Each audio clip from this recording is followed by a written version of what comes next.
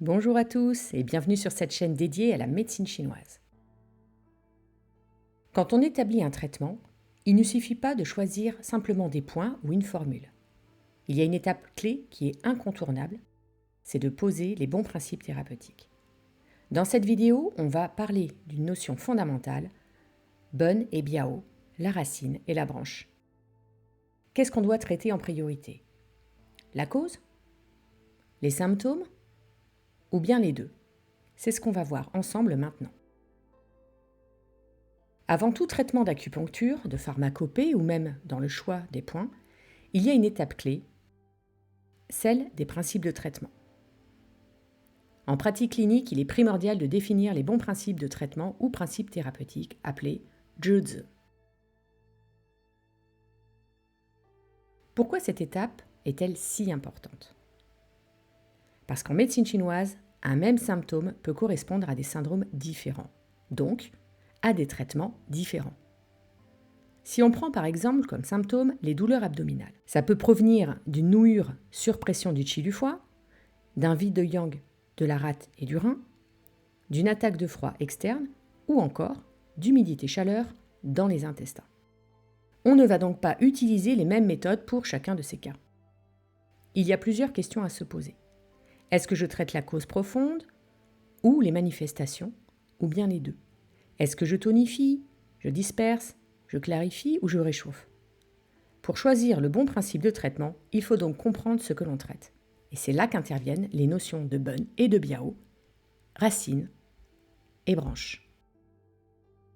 D'un point de vue chronologique, ça donne tout d'abord le diagnostic différentiel, le bilan, avec les 4 temps d'examen, observation, audio-olfaction, interrogatoire et palpation, l'identification des tableaux pathologiques et des syndromes via les bagangs, et avant de déterminer les méthodes de traitement, qu'on appelle les BAFA, ainsi que le traitement, il faut évaluer et analyser le terrain, la cause, donc le Ben, la racine, et puis les manifestations, les symptômes, la branche, le Biao. En médecine chinoise, on ne s'arrête pas aux symptômes. Ce qu'on cherche avant tout, c'est la racine, la cause du problème. Et c'est exactement ce que décrit le concept de Ben et Biao. Ben, c'est la racine, la cause profonde, le déséquilibre de fond. Biao, c'est la branche, la manifestation, les signes extérieurs et les symptômes visibles. À l'image d'un arbre, la branche est la manifestation extérieure d'une racine interne invisible. Ces principes de Ben et Biao trouvent leur origine dans le Neijing, au chapitre 5 du Suwen. Pour guérir les maladies, il faut aller jusqu'à leurs racines. Et pourtant, dans la réalité clinique, la distinction n'est pas toujours simple. Parce qu'en fait, le duo Ben-Biao est contextuel.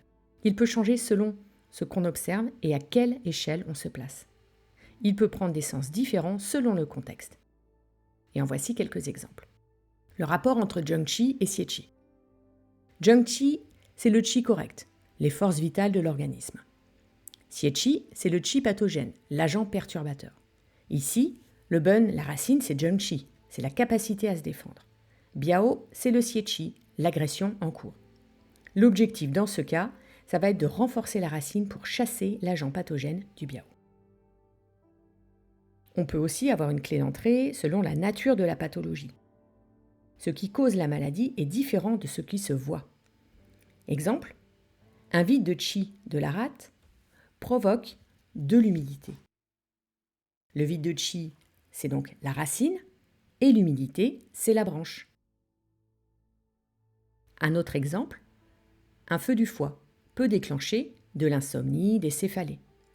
Donc le feu du foie, ce sera la racine, et les insomnies, la branche. Pareil pour la stagnation de qi qui peut engendrer une stase de sang. Ici, la stagnation de qi sera la racine et la stase de sang, la branche.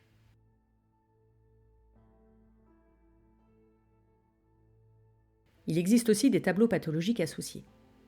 Dans une situation complexe, on peut avoir un syndrome de fond et des syndromes secondaires qui en découlent. Par exemple, en tableau principal, on peut avoir un vide de yin du rein, donc ce sera le Ben, la racine, et des syndromes associés de vide de yin du foie, de chaleur vide, par exemple.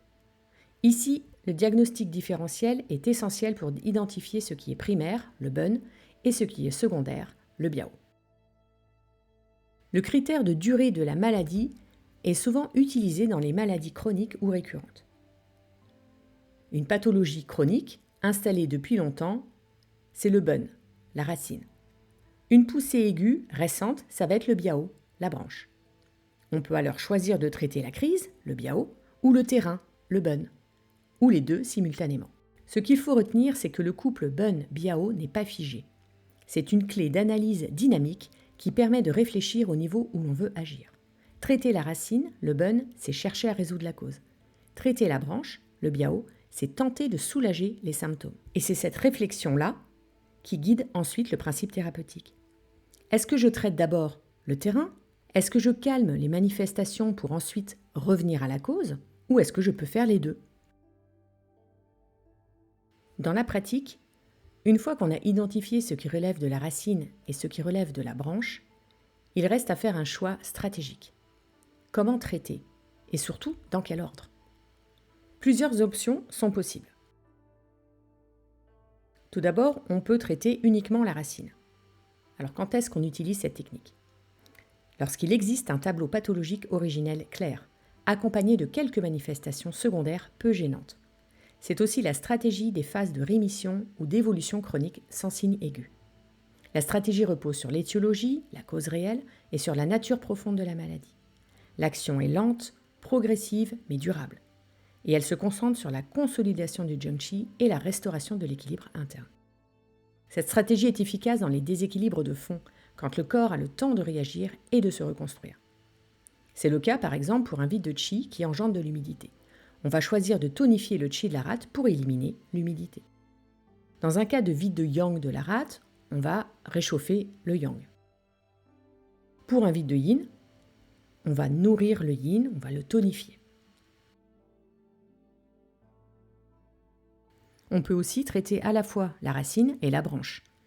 C'est l'approche la plus fréquente, surtout lorsqu'on fait face à une pathologie complexe avec des symptômes plus importants et un terrain déséquilibré. On agit à deux niveaux simultanément. On soulage les symptômes gênants, le biao, et on renforce la cause profonde, le bun. Cela permet d'éviter une aggravation tout en consolidant le terrain. C'est une stratégie complète, mais elle demande une bonne capacité d'adaptation et d'analyse.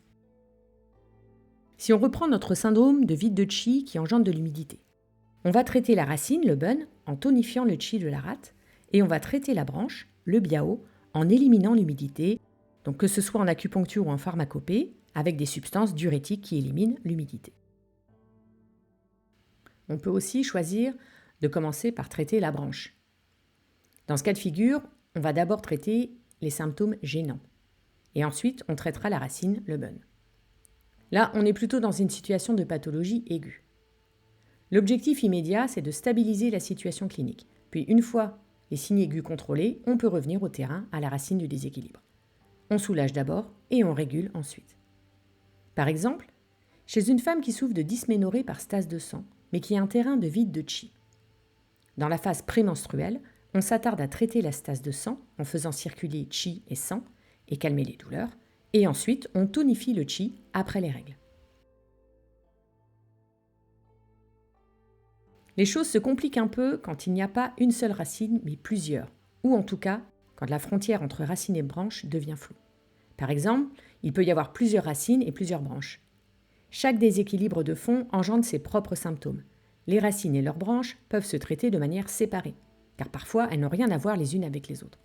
Par exemple, une personne peut avoir un tableau de vide de yang des reins depuis de nombreuses années, de manière congénitale par exemple, et puis au cours de sa vie, cette personne développe un terrain émotionnel propice à la colère, l'irritabilité, qui va se manifester fréquemment. Cela va engendrer à la longue un feu du foie. Eh bien, ces deux racines n'ont aucun lien l'une avec l'autre, et les manifestations, les symptômes seront également différents. Le principe, ça va être de hiérarchiser les racines selon leur importance. Après, on peut avoir une seule racine et plusieurs branches.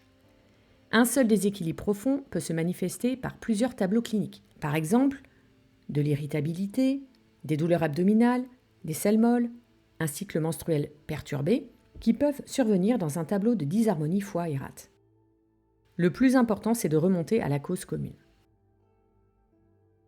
Racines et branches peuvent aussi coïncider. Parfois, ce qu'on identifie comme la branche est aussi la racine. Une stagnation de qi du foie, par exemple, peut être à la fois l'origine et la manifestation principale. Le traitement peut alors être direct et centralisé. Pour conclure, voici ce qu'il faut retenir sur les principes de traitement à travers le prisme de Bunn et Biao, racines et branches. Le principe thérapeutique, c'est une étape qui est stratégique. Avant de choisir les points ou une formule, il faut réfléchir sur quoi on veut agir. Est-ce qu'on traite la cause, le Bunn, les symptômes, le Biao, ou bien les deux? Puis ensuite, est-ce qu'on choisit de tonifier, de disperser, de clarifier ou de réchauffer? Bunn et Biao permettent d'analyser une situation clinique. Il peut y avoir plusieurs racines, une racine pour plusieurs branches, ou même une racine qui est aussi une branche. Les stratégies de traitement seront donc différentes selon le contexte, le terrain et les symptômes. Un bon traitement commence toujours par un bon raisonnement et une bonne analyse. Voilà, j'espère que cette vidéo t'a permis d'y voir plus clair sur ce concept fondamental. Si c'est le cas, n'hésite pas à liker, commenter et partager la vidéo. Abonne-toi pour ne pas manquer les prochaines et n'oublie pas, tu peux aussi me suivre sur Instagram. Et je te dis à très bientôt pour une nouvelle vidéo sur la médecine traditionnelle chinoise.